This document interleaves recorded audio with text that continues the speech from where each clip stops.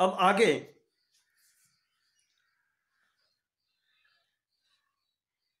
पराशर जी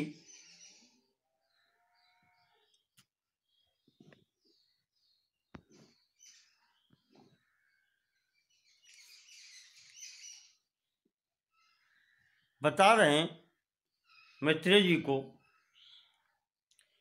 कि जो आपने प्रश्न पूछा था कि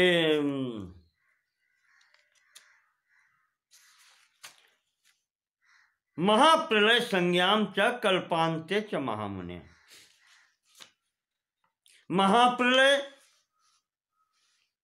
और कल्प के अंत में जो प्रलय होती है, ब्राह्म प्रलय उसको कहते हैं,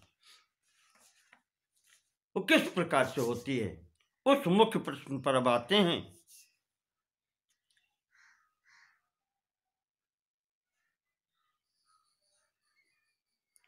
पराशर जी बता रहे हैं कि देखो मैत्रेय जी, पीछे मैंने आपको बता दिया कि 12,000 दिव्य वर्षों की एक चतुर्युगी, और इस प्रकार से 1,000 चतुर्युगी का ब्रह्मा जी का एक दिन और 1,000 चतुर्युगी की ब्रह्मा जी की रात होती है। जब ब्रह्मा जी की रात होती है तो यह ब्राह्म प्रलय कही जाती है।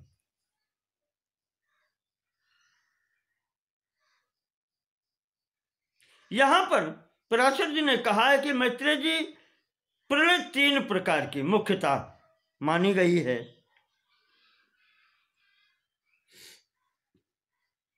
एक तो ब्रह्मा जी का दिन समाप्त होने पर जब ब्रह्मा जी की रात होती है तो ये ब्राह्म प्रलय कहलाती है।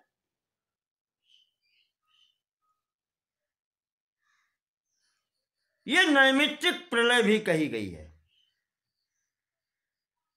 नियम है नैमित्तिक प्रलय, दिन के बाद में रात होनी है। दूसरी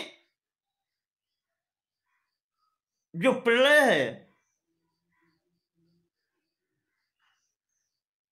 वो आत्यंतिक प्रलय कहलाती है। जब जीव को मोक्ष प्राप्त हो जाता है तो समस्त ये सृष्टि प्रपंच उसके समक्ष लोप हो जाता है। ये आत्यंतिक है। आत्यंतिक अर्थात फिर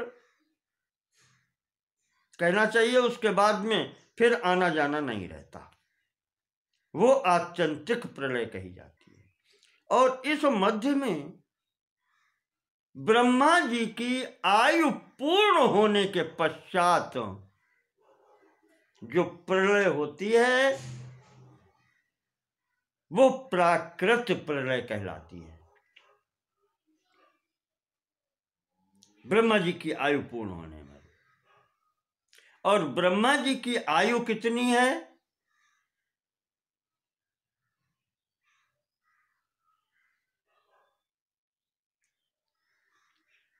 एक दिन का परिमाण मैंने आपको बता दिया कि 1 सहस्र चतुर्युगी, और इसको दूना कर दें तो अहोरात्र हो जाता है। 2,000 चतुर्युगी का ब्रह्मा जी का एक दिन रात होता है। इस मान से जब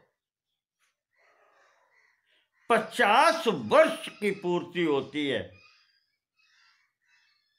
तो ये 50 वर्ष जो ब्रह्मा जी के हैं यह परार्ध कहलाता है। यह परार्ध,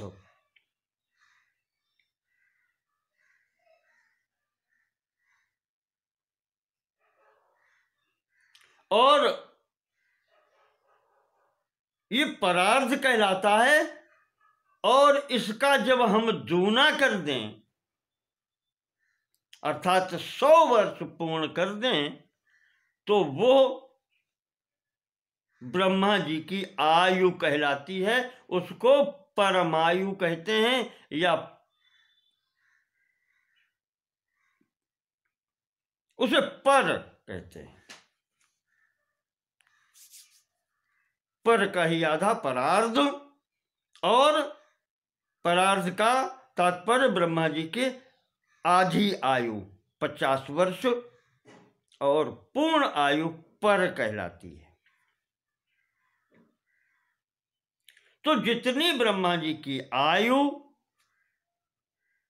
जब आयु पूर्ण होती है तो उतना ही आगे का एक ब्रह्मा की आयु के बराबर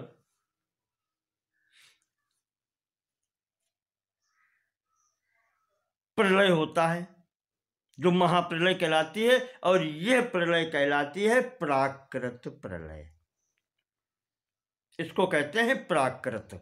जो दो परार्धों के पश्चात प्रलय होती है वो प्राकृत प्रलय कहलाती है।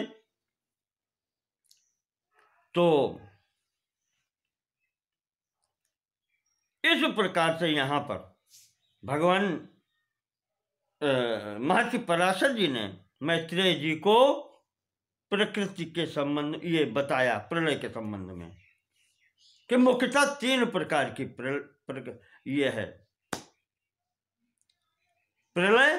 पहली प्रलय वो जो ब्रह्मा जी का एक दिन समाप्त होने के पश्चात उतना ही बड़ा प्रलय का समय होता है, वहां ब्रह्मा से नीचे की सब सृष्टि लीन हो जाती है ब्रह्मा जी में। ये ब्राह्म प्रलय है।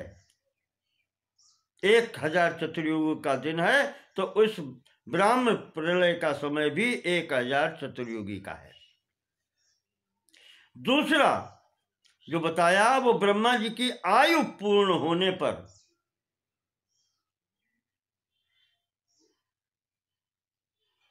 लेकर के ब्रह्म स्तंभ पर्यंतम, ब्रह्मा से लेकर के और स्तंभ तिनके तक सब कुछ भगवान में लीन हो जाता है।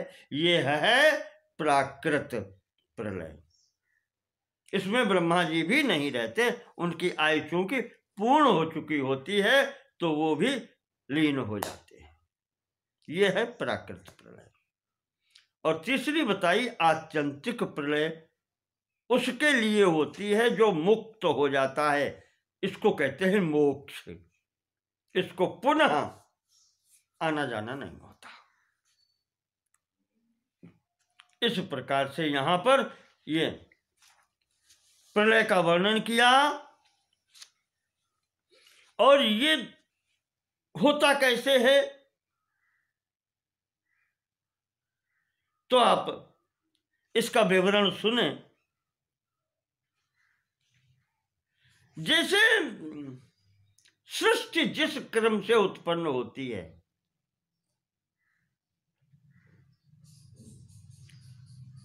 वेदांतिक मार्ग में आत्मनः आकाशा संभूता, आत्म तत्व से आकाश तत्व की या आत्मा से ही आकाश तत्व की उत्पत्ति है। तमोगुणी प्रभाव होने के कारण, अज्ञान का प्रभाव होने के कारण आकाश से वायु, वायु से अग्नि, अग्नि से जल, जल से पृथ्वी तत्व, और वहीं से अहंकार इत्यादि की उत्पन्न होती है। या जो यहां ले लें, सांख्य मार्ग कहता है कि वो परमात्मा सत्ता 2 रूपों में आती है, प्रकृति और पुरुष। एक कहना चाहिए कि निमित्त कारण और एक उपादान कारण। उपादान कारण जड़ स्वरूपा प्रकृति होती है और चेतन चैतन्य स्वरूपा निमित्त कारण उसको कहते हैं पुरुष। यद्यपि दोनों उस परमात्मा के ही स्वरूप हैं, वो अपने को 2 स्वरूपों में विभक्त करता है। इसीलिए वो अभिन्न निमित्तोपादान कारण कहलाता है। वो स्वयं ही निमित्त है, स्वयं ही उपादान है। और जब 2 भागों में विभक्त होकर के संसर्ग करके आगे सृष्टि करता है तो तब सांख्य मार्ग के अनुसार महातत्व की उत्पत्ति होती है। महातत्व से अहंकार, और अहंकार 3 विधान का होता है जब, तो तामसी अहंकार से इन पंचभूतों की उत्पत्ति होती है। राजसी अहंकार से क्रिया शक्ति प्रधान वस्तुएं, प्राण हुए, प्राणवायु, ये सब उत्पन्न होती हैं, मन इत्यादि। और सतोगुणी अहंकार से समस्त इंद्रियों के देवता उत्पन्न होते हैं। इस प्रकार से यह सृष्टि क्रम होता है। ठीक इसी प्रकार से यहाँ पर जब उल्टा क्रम चलता है तो सर्वप्रथम पृथ्वी तत्व जल तत्व में विलीन होता है, जल तत्व अग्नि में विलीन होता है, अग्नि तत्व वायु में विलीन होता है, वायु आकाश में लय होती है, और आकाश फिर तामसी अहंकार में लीन हो जाता है, और ये अहंकार फिर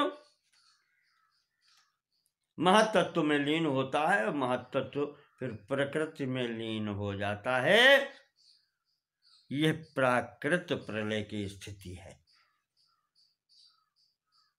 समस्त ये जाकर के जो प्रकृति में लीन होते हैं, ये प्राकृत प्रलय होती है। इस समय भगवान नारायण शयन कर रहे होते हैं, ब्रह्मा इत्यादि सब उन्हीं में लय हो जाते हैं। ये प्राकृतिक प्रलय है। तो इस प्रकार से यहां पर प्राकृतिक प्रलय की बात हुई है, और आपको बताया जो नैमित्तिक प्रलय है, जो ब्रह्म प्रलय है, उसकी स्थिति होती है ब्रह्मा रहते हैं, तो उसमें अहंकार तक विलीन हो जाता है, और अहंकार फिर ब्रह्मा जी में विलीन हो जाता है। महातत्व जिसको कहते हैं वो ब्रह्म स्वरूप है, और वो रात्रि शयन के पश्चात अगले दिन जब उठते हैं तो अगला कल्प जब प्रारंभ होता है तब पुनः सृष्टि करते हैं, और पुनः फिर 1000 चतुर्युगी का उनका कल्प होता है, जिसमें 14 मनु होते हैं, और प्रत्येक मनवंतर में अलग अलग इंद्र, देवता, सप्तर्षि इत्यादि होते हैं, बता चुके पीछे। तो इस प्रकार से यहाँ पर जिस प्रकार से सृष्टि होती है, उसी प्रकार से उसका विपरीत क्रम से लय होता है। जैसे आपको बताया नहीं कि जल तत्व से पृथ्वी तत्व की उत्पत्ति होती है, जब सृष्टि होती है, तो यहां पर क्या होता है, पृथ्वी तत्व का लय जल तत्व में हो जाता है। इस प्रकार से विपरीत क्रम होता है।